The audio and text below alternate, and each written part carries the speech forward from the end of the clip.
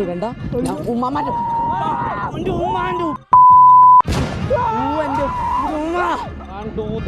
നമ്മള് എന്റെ മോനെ